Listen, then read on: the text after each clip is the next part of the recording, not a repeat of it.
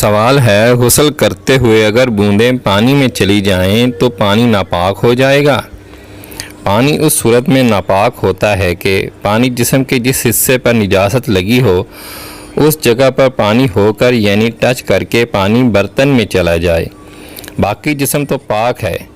आपका वो जो हम गुस्ल करते हैं वो तो हुक्मी निजासत दूर करते हैं, वरना आप गुस्ल से पहले अपने कपड़े अपना तौलिया उठाकर ले गए हो। अगर आपके हाथ गीले हों तो कपड़े और तौलिया नापाक हो जाएंगे? हरगिज़ नहीं। बुखारी मुस्लिम की हदीस है, मोमिन कभी नापाक होता ही नहीं।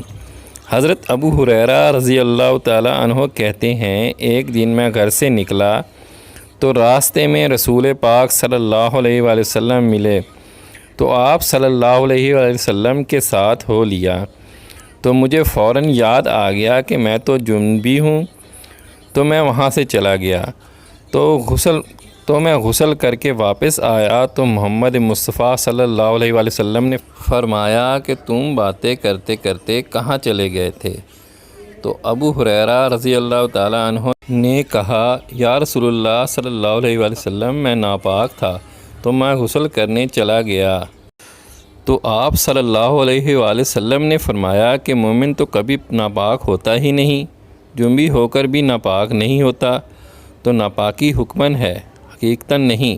हकीकतन तो मनी है या हैज़ है। बुखारी मुस्लिम हदीस है। अम्मी आयशा रज़ी अल्लाह ताला अन्हा कहती हैं, नबी पाक सल्लल्लाहु अलैहि वसल्लम मस्जिद में थे, एहतिकाफ़ पर बैठे हुए।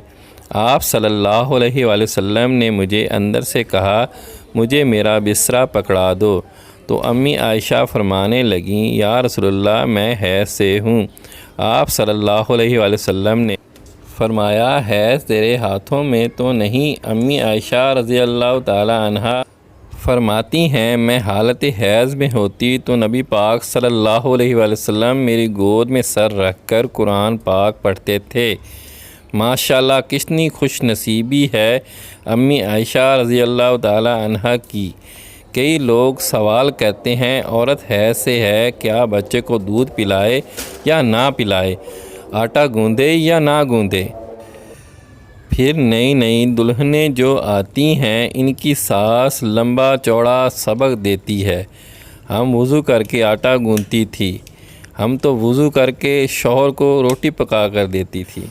वज़ू कर ले तो अच्छी बात है, अगर वज़ू के बग़ैर कोई काम करे तो कोई गुनाह नहीं। नबी पाक सल्लल्लाहु अलैहि वसल्लम ने फरमाया, रिज़्क़ में बरकत के लिए हर वक्त वज़ू में रहा करो। कुछ लोग बीवियों को बिस्तर से भी अलग कर देते हैं। तो मस्जिद सामीन, हालत हैज़ में औरतें नापाक नहीं होती और ना ही मर्द जुनबी हालत में नापाक होते हैं। अस्सलामु अलैकुम वरहमतुल्लाहि वबरकातुहू।